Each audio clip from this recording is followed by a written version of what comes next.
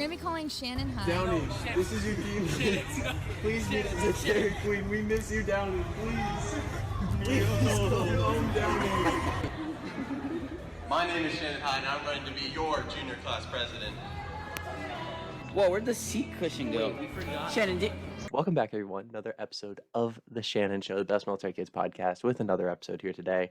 And today we have another military kid joining us. Haley is joining the show. Haley, how are you doing today? Good, how are you?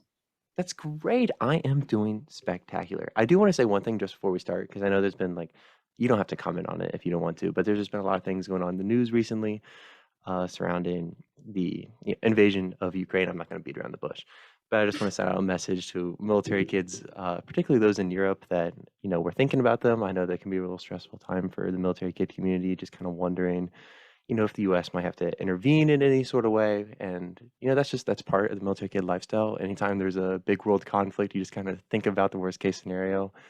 But, yeah, I just want to let everyone know that we're here for them. And if anyone wants to talk, obviously I'm here. There's so many great military kid communities, and we're wishing everyone the best and hope that all sorts of things can be resolved. And I think it's just a great time to be proud of the community we're involved in and the people who keep us safe and free.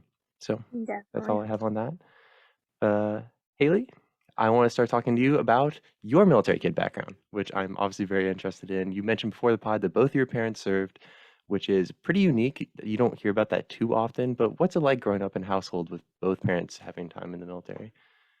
It's actually very interesting to hear that, my mom is one of those people that, she wants to get out and serve and help people. And my dad was the same exact way. And, growing up in that lifestyle, it can be challenging at times, but, you got to work around the schedules. You got to try and make time and effort for your families. And sometimes it can get hard, but you learn to work through it.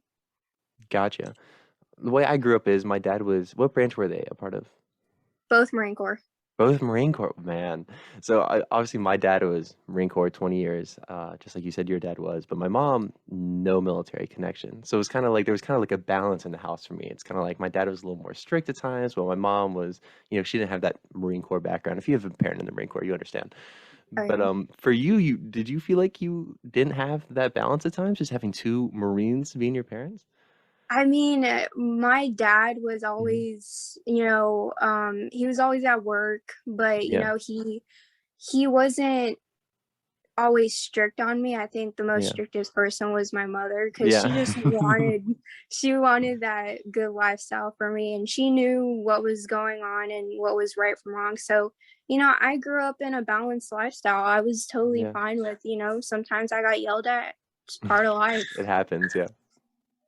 So that is interesting, though. I don't know if I've had very many people on the podcast before with two parents, especially two Marine parents. But you mentioned that you spent some time in Okinawa along with Camp Pendleton, California, where I was also born. So it looks like there's a lot of overlap here already. And I also moved from Okinawa to North Carolina. But just tell me about the places you've lived and just kind of a little bit of your story. So born in Camp Pendleton, California. Was there for just, I would say, over 3 years, and then we started moving to Japan, Okinawa, quite frequently. We'd go back and forth every 3 years now and then. And moving those two areas every so often, I was so used to having the same old friends in that area, and I practically lived at every base in Okinawa: Kinser, Foster, Kadena. There's not one base that you can't name that I haven't lived there. So it was definitely a great adventure for me. It definitely, moving to North Carolina has been a big change for me, but there's so much to see and do in the United States and also out. So I think it was a big game changer for me to see what more there is to see out here than just those two spots that I'm always used to going. Yeah. Why were you going back and forth so often? Because usually that's not the most common, but I have heard of moving back to a place you've been to before. But why was it just Okinawa and California so frequently? We just Me and my happens. dad, we were big beach bums. We love surfing. So, we would always go back home, um, surf for however long we were there. We enjoyed the beach, but I think Okinawa was one of those deal breakers where we got to live out of the US and I got to Mhm. experience that as a kid, knowing that I can tell my future kids or any future kid, hey, look, if we go out of the US, don't be afraid. It's something amazing to look forward to. Yeah. So did you enjoy your time in Okinawa as a whole?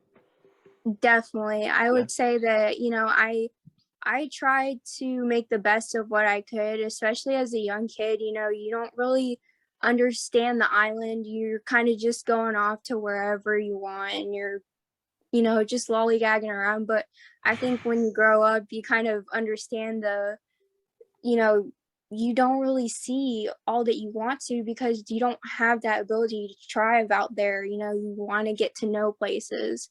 So, it was definitely I miss it every day. I wish I could go Yeah. back and, with some of the things that we have to go through to go back into Okinawa, it's a difficult process. Right. It is very it's difficult because you can feel so connected to a place like Okinawa and you can feel like it's your home, but it's so far away. Like you said, it's not impossible to go back, but it's so expensive and it's a big trip just to go back there. And it can Yeah. be difficult, getting back on base, especially if your parents are retired or if you don't have any military connection. So it's just difficult having a place so familiar to you, such feels so much like home, so far away and so distant. And I've absolutely felt that before. I remember as soon as I got back to the States, I'm like, I need to go back and visit. I need to go back and visit. But it's just not something that's necessarily, possible for you. Like just quite frankly, it's just something that's not really an option a lot of the times. So I definitely feel you on that. You mentioned that you're part of Okinawa Dolphin swim team, which I was not a part of, but I'm familiar with it. I'm familiar with the Camp Foster pool, just like that area. I played a lot of baseball in the field right next to it. So I Right. saw a lot of the Dolphin swim team just practicing every day. How did you get involved and, what was it like? I was very athletic as a kid, to be honest. Mhm. I could try any sport that I could, and if something didn't work, I had to make something else work for me. And at the time, I remember having Aiden Leggio on my team with me. Oh, there you go. I love Aiden. Yeah, Aiden was my best bud. He was my number one supporter. We both Yeah. supported each other through triathlons, any type of athletic event that we could go through together. Um, and it's one of those things where going into swimming, you don't really understand the technique and difficulty as a Mhm. young kid, but when you start getting out there and you have other teammates standing by you, you understand that it's all about enjoying it, having fun. It was definitely Yeah. a good ride for me, and I even tried swimming here and it just wasn't my thing. I have Mhm. to have the people I grew up with to kind of support me going through what I have to go through. Sure. And something that's different about Okinawa just, you know, is that there's not a ton of options. Like in the States, if you want to join a swim team, you could look at so many different swim teams that you could join. But in Okinawa, it's the Dolphins, or if you want to look off base, I guess that's possible. But you're very limited, and it's just a very small, tight knit community. So I can definitely see how that can be, you know, empowering for you to swim well. Nothing. I'm an awful swimmer. I could never. That sounds like fun. You mentioned triathlons as well. Uh, what is that? Is that biking, running, swimming? Yep. So all There you three go. obstacles, me and Aiden, we ended up doing it was Camp Cadena's triathlon that we did All together right. when we were, I want to say about, it was like 8 or 9 is when we started doing it. Wow. And Hmm. we were going crazy at it because we both just wanted to see how far we could go and if we could actually make it. And I remember getting past that line and we both supported each other and we're like, you know what, no matter what place we came in today, we both ended up finishing the race together. Yeah. So he was very special in my life at the time. Are you guys still in touch?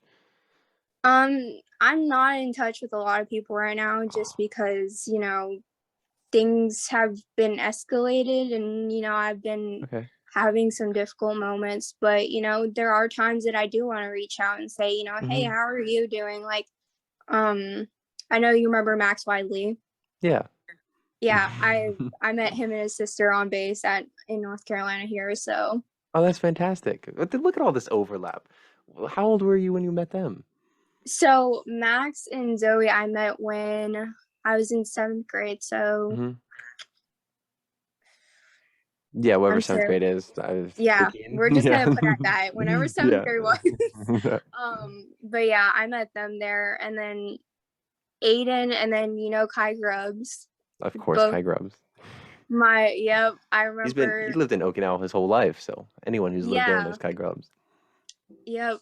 As soon as I seen the podcast, I'm like, oh my gosh, I'm like, oh, we're friends. Gotta love it. That is so funny. That does happen sometimes where there's just like people, because I wasn't there. I was only there for 3 years, and that's pretty typical. People go there for just like short stops. So there's people like, Aiden, Kai Grubbs, and Henry, their friend group that just live there for forever. So anyone who's been through there just, knows them. And the Widleys are great too. Love Max. He wasn't on that long ago. He's all right. He's good. Nice guy. Nice guy. He's always great too. Um, well, I got a preposterous predicament for you. Just a little fun would you rather I'd like to do on the podcast. So if we could play the Saw music and we can get going here.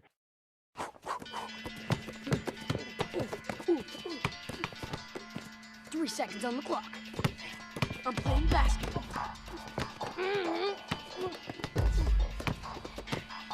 It's time for an in-your-face disgrace. Are you okay? My nose is in my brain. Would you rather, Haley, would you rather for the rest of your life always have a runny nose or cough after every word you say? So both are not great symptoms to be having. Pretty miserable no matter what. I'm sorry to put you in this situation. Sometimes these preposterous predicaments are like pretty uplifting. Actually, they never are. They're always disgusting or miserable. But this is just part of the game. I'm sorry.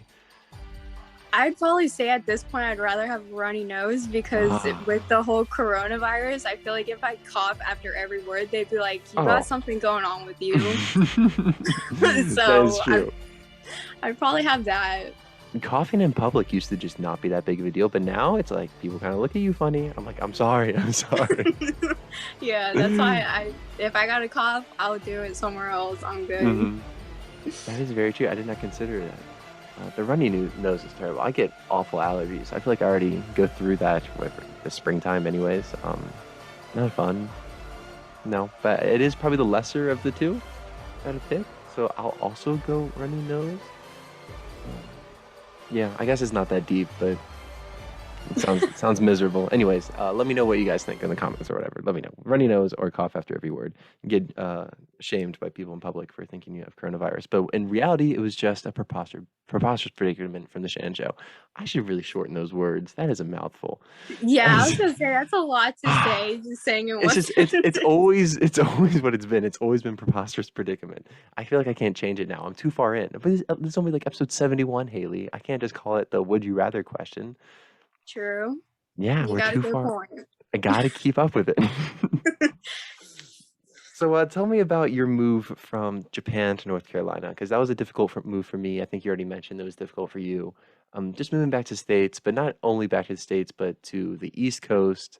I moved to a very rural part of the state, the middle of it, Mooresville, north of Charlotte area.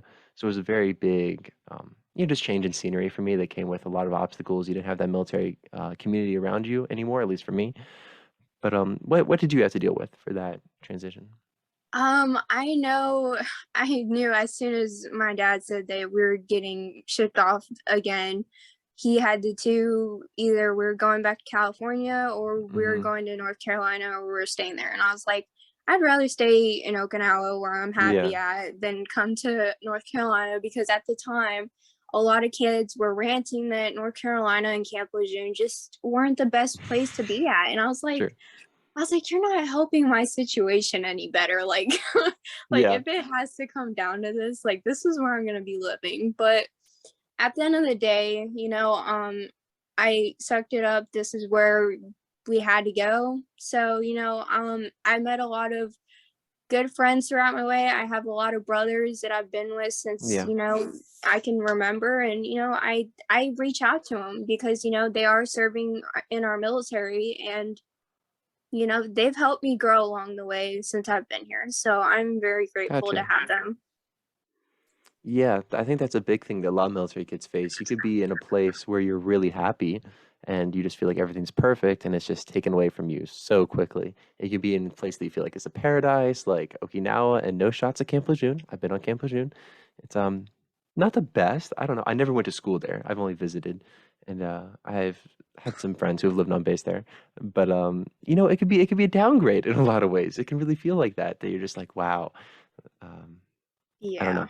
It's It tough. It really is. it was definitely a downgrade. I would only say because I remember being in, it was, our school was called Brewster Middle School, Hmm. and not criticizing anything, but the fact that when I first got in there, they changed our whole dress code around, and they were like, you either wear red, white, or blue polos with khaki pants.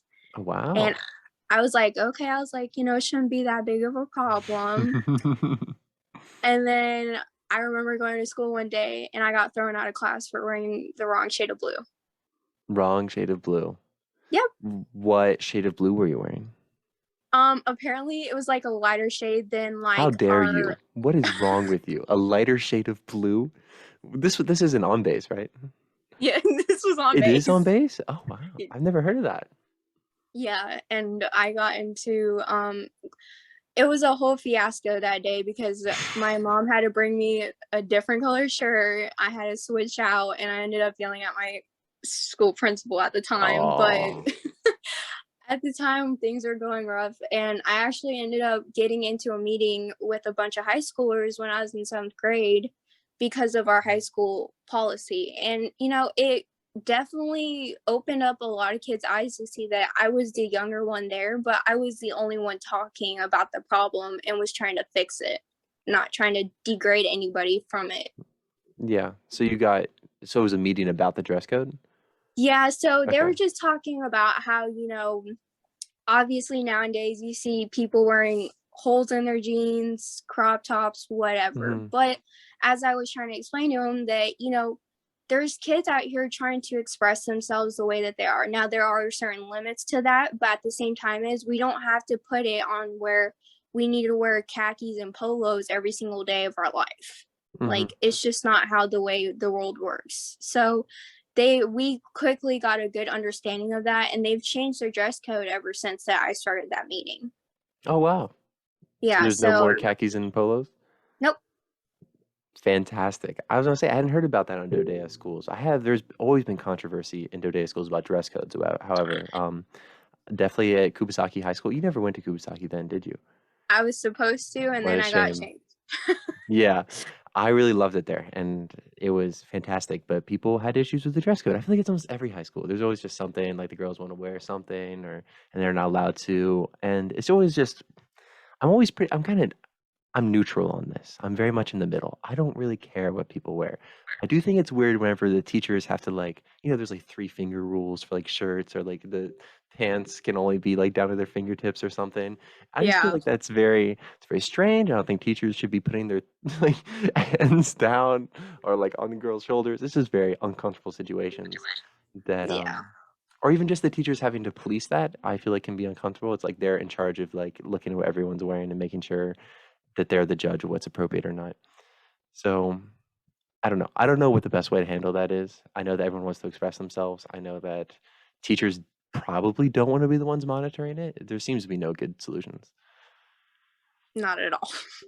No. I And would, then if I you let mean, everyone go ahead. Yeah.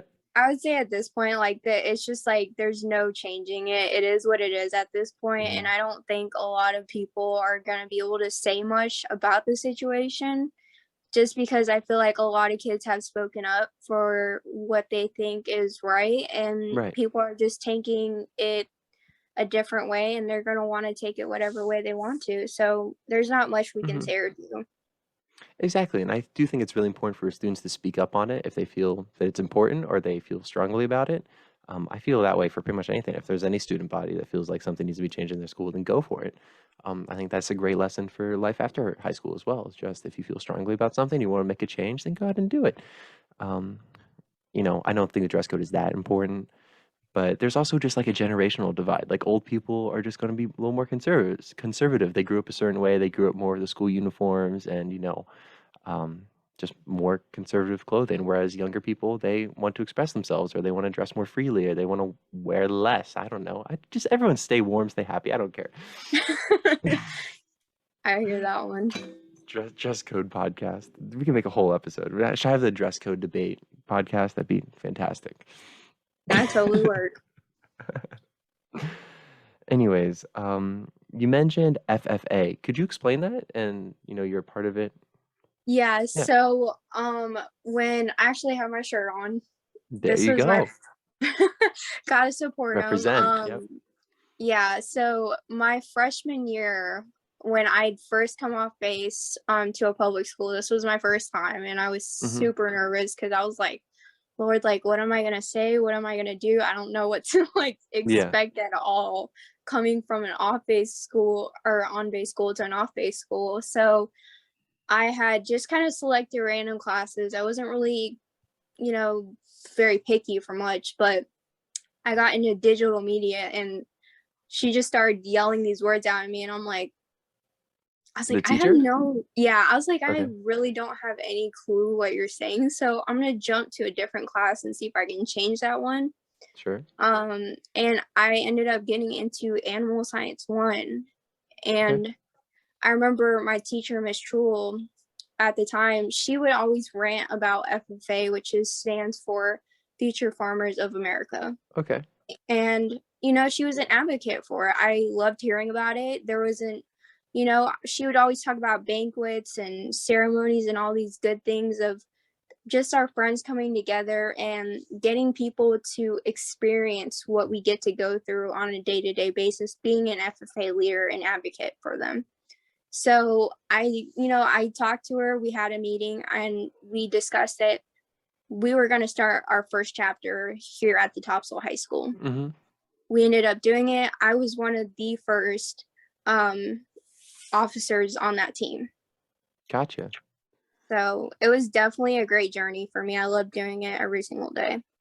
Yeah. So what does that entail being an officer, and what is Future Farmers of America all about? I'm obviously in the name, it's promoting students who want to be farmers in the future, I'm assuming, but So basically, Future Farmers of America just means that we're advocating for people that do help us out with the produce that we are getting around the world. We love that, what they do as, it doesn't have to be just farmers. We advocate for, I was going to go into agribusiness and be a teacher. And, there's so many types of stuff that goes into just not only farming in general, just being an advocate for them. And that was the main thing that we had, was we wanted to create that at the high school for other students to see, because there were so many, when you're in North Carolina, you get a lot of country kids and they want to be able to, go and hang out on the tractors or whatever. So that's what we wanted to start for our kids. And that's exactly what we did. But being an officer at the time, it just kind of meant that we were in a higher rank. So we were able to do, if we wanted to take the kids out on field trips, that's what we could do on our own time. And, if the advisor wanted to stay back and work on something else while we took the kids out, that was totally fine. Mm-hmm. That's just something that we did as a group. At the time, we didn't really have a leader just because it was just getting started. We were trying to push the kids into being like, hey, this is out here. Come to it. If you don't like it, obviously there's still a lot of meetings to go, but just try and enjoy it. And we would do so much things that we brought in so many kids over the years that I was so proud of what we accomplished as officers. So it's definitely great for kids that want to get into that sort of activity. We had CDE events, which are career development events, and we would do poultry judging, cow judging. I did personally, I got what was it called, job interviewing. I got Okay. first place in federation. So there was a lot of things that you can do in there, and a lot of kids just want to create that special moment for themselves, and I'm proud of my students. That's fantastic. That's not something you hear a lot about. I know in the country or just like anywhere in the South or anywhere where farms are more prominent, there are students who want to go into that field. But outside of that, I mean, it's just not talked about anywhere, especially in Dodea schools, from what I remember. There's not Yeah, a no. whole lot of, I mean, even just like working with your hands or learning a trade or learning a skill like that is not talked about very much. And it's an option that can be financially stable, obviously, and isn't college, which is pushed a lot. A lot of people push you have to go to college, you have to get a degree, you have to work in STEM, you have to do this, you have to do that. But some people just want that simpler lifestyle or something that maybe their parents did that they also want to, inherit. And yeah, farmers don't get enough love. More love for farmers. Yeah, definitely. We gotta And love give these kids that farmers. option. I mean, there's kids who love doing that sort of thing, working with animals and working with plants, but then they're never told that that's an option for them. Like that can be their career and it can be really fruitful for them. So I had never heard of that before in a high school program. But yeah, Yeah. I would love to see that in more places, giving kids that option. Anything that gives kids more options and pathways for their career, I think is really good. More freedom to decide what they want to do and find what they really love. And if they try farming and they're like, wait, this is everything I would ever want in my life, like this is perfect for me, then there's nothing wrong with that. That's perfect. Yeah. No, I think we had a lot of kids come through whenever I was serving for a great many years. Yeah. I would try, and I actually have one of my students right now who works for the it's called NCFFA, which is the Okay. whole state that he represents as an officer. And I remember bringing him in at such a young age and telling him, hey, here's something that you might enjoy. And I just remember seeing him working so hard at something that he's always wanted to be, and getting to see him face to face with being able to represent the state as a Yeah. main officer and he even told me, he's like, if it wasn't for you and what you did, then I would never be in this position. That must be So really cool for you. Yeah. I'm very proud of my kids. I really am. That's great. What is cow judging? Can you tell me what cow judging is? You mentioned cow judging. How do you judge a cow? Yeah, so basically, we have to be able to tell if it's male or female. I want to say That's not this. too hard, right? I mean, I would hope not. Some Okay. kids don't even know when they step in front of a cow for the first time. They're like, I don't know what is going on. Okay. So, I mean, like, to be funny, like, you remember like the movie Napoleon Dynamite where like he's tasting the Sure. milk? Yes. It could almost be like that, where we're tasting Gotcha. milk and figuring out where it came from. Literally. So, but yeah, it's just seeing like how the cow works, like where the intestines are, where liver Yeah. is, stuff like that. It's just basics. We definitely take the practice hours after school for you to be able to learn all about the cow before you go in and you start your performance, and you don't go out there just looking at Yeah. a cow and you're like, I wonder what This is a I'm gonna cow. be. Yes. It's nothing else other than a cow. Yes. This cow is a cow. So, I mean, That's pretty funny. it's all simple stuff. We have all types of CDEs out here for kids, and I think, whenever we really started it, a lot of kids just were playing into the motion. And I remember like we would just be out there playing tug of war with a freaking strap out there or a rope, and I'm just like, these kids know how to have fun even when Yeah.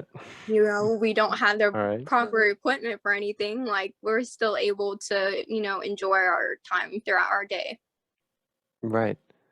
Well, I think that's just tremendous work. And, we're really dependent on farmers. I think everyone knows that. And if we can keep on promoting kids to look into that pathway, I don't know what I cannot speak. I don't know what we would do if we did not have farmers in the future. I think we'd be lost without farmers at that point. Absolutely.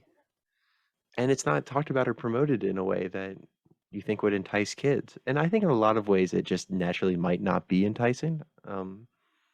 It doesn't seem, it's not, you're not getting famous, you're not working in some super cool industry. But I don't know, it's very necessary. And Yeah, I think it's cool. Yeah. Um, so you mentioned you like traveling as well. So what are your favorite places that you have been able to travel to? I know wherever you live in Okinawa, you're close to a lot of pretty cool sites and places that you could visit, other countries. Did you take advantage of that? Yeah, so I remember we went to Hawaii for Nice. I think it was a week. That was probably like, not to say the worst week, but like the most difficult week, because when as Hmm. soon as we got to Hawaii and got to the resort, my dad forgot the card all the way in Okinawa. What card? Like his debit card so he can pay for the Oh, resort. And jeez. I was like, that's so lovely that Yeah, we that's just, great. I was like, just put it all on the credit card. We can pay it back in the next 20 Oh my years. goodness. And of course, we're still paying off the debt because it's just so expensive. But For it was definitely yeah. expensive. I'm not gonna lie about that. Yeah. But yeah, it was definitely one of those things where it's a once in a lifetime for me to go to Hawaii. It was very beautiful. I got to sightsee a Hmm. lot, and even at a young age, just seeing a lot of beautiful stuff happening around you, you enjoy it, you remember it, you try and grasp onto that moment because it only happens so much. Yeah. So, Hawaii was just our next little thing. But other than that, um, I want to say my main family is from Texas. That's my Okay. mom's side of the family. So Yeah. I know I look white on the outside, but I'm actually Mexican. Not even I wasn't like thinking that, but like go ahead. I wasn't like, oh no, wow, like she I does think not look. a lot of people joke about it because they're literally like, wow, like I did not think you were Mexican at all. And I'm like, Hmm. yeah. And then whenever they see my mom, they're like, okay, I see where you get it Mm, from. gotcha. But Mexican, oh sweet Lord, now I can't even talk. I Texas feel was you. It happens to me all the time. Texas was definitely a go-to state. I love going to Texas. Yeah. It's one of those things where when I'm around family, I get to see and do a lot with them. Yeah. We try and go down there at least every 2 to 3 years for a family reunion. Um, there's Hmm. Tennessee, definitely another main one that I love going to Yeah. because I'm more of a mountain person at this point. So just love getting up in the Mhm. mountains and relaxing, Gotcha. watching it from above. Hmm. That is a really cool feeling. Absolutely. Do you feel a real strong connection to your Mexican heritage? I Or do not really? Yeah. because yeah, definitely. It's one of those things where growing up, whenever we were moving so much, I didn't get to Mhm. see my family. I mean, I saw them when I was about maybe 2 or 3 years old. That's when I first saw them. But obviously, I'm not gonna remember that. Like, I was way Yeah. too young. But I remember when we were coming back to North Carolina for the first time, we had run all the way across the states, and we are just driving along. And Hmm. they're like, "We're gonna stop in Texas to see all the family members," and I was like, "Great!" Like, seeing all like my Mexican heritage, like this is Yeah. amazing. You know, the What only was that thing is, like? it was just, you definitely get to taste a lot of different food that you haven't For had sure. before. Um, you know, I know some people aren't into like they think we have some weird food, but it's okay. Like, I Mhm. always say you at least got to try something one time for you to say you don't like Oh, of it. course. Right. I feel like But that goes for a lot of military kids. You're gonna try so many new things and be exposed to so many new cultures that you just have to give it a shot because you never know, you might end up loving it. exactly. Mhm. So that's how I definitely felt. And, I would say a lot of the stuff that we've made over the past reunions that I've had with them, I've loved every single meal. I ain't missing one meal for a day. That's fantastic. I want to talk just a little bit more about Okinawa before we wrap it up. Just some of your favorite, maybe your favorite restaurants or some of your favorite places on the island. You said you lived on every almost every base, I think you said. Yeah. So you definitely have had a lot of time on all parts of the island. So what are some of your favorite aspects about the island life?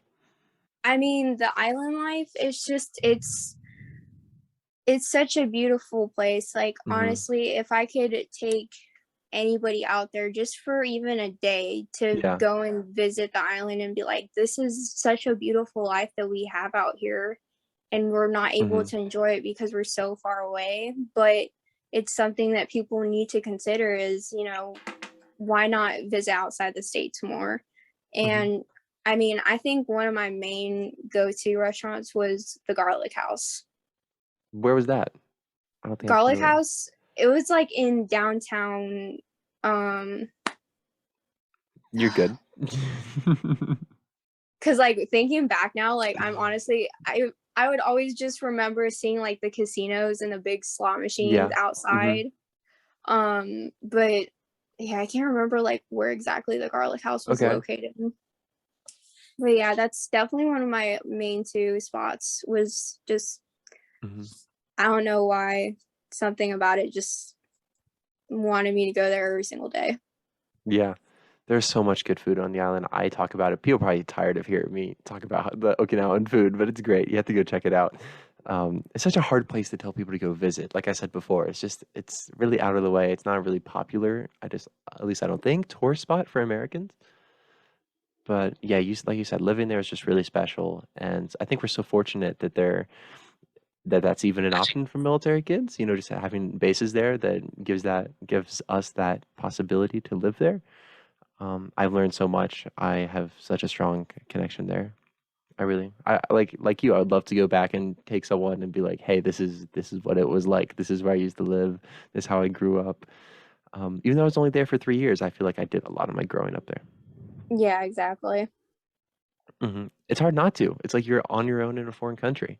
It's like you just you learn a lot about yourself and about the people around you and another culture, which is really cool.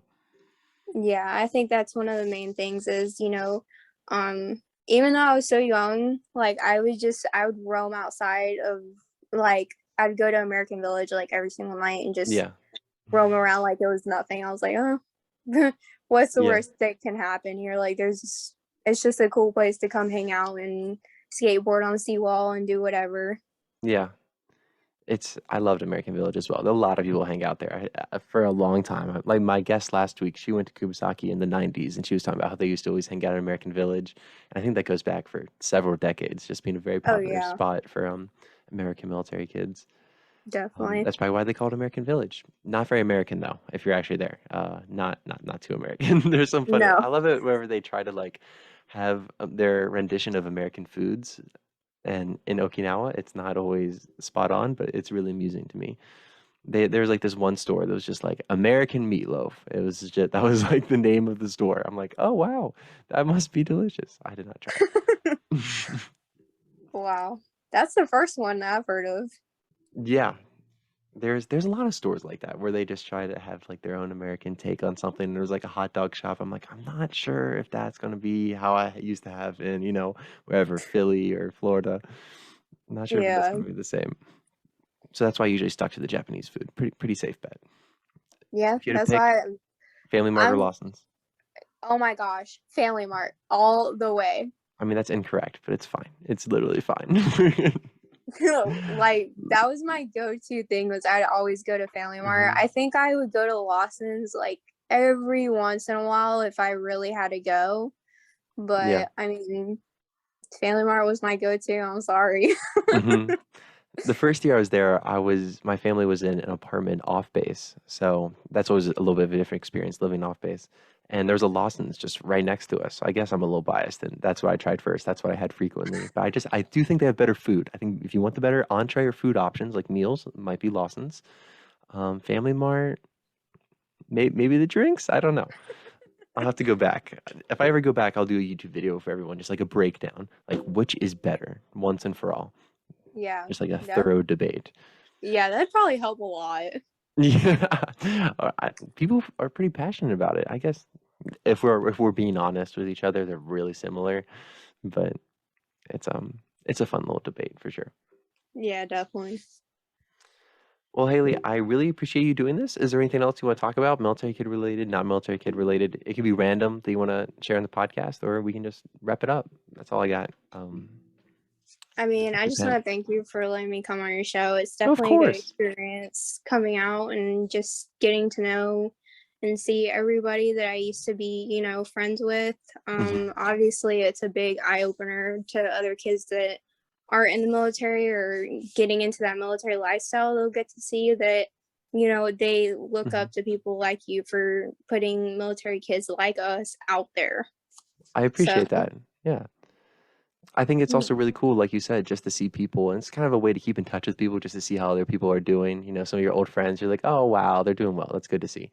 So I'm glad that I can be, you know, do that at the very least. Just kind of keep everyone updated with how everyone's doing, like a little family reunion podcast for military kids. But yeah, I really appreciate it. And until next week, guys, we'll have another Shannon show. Thank you.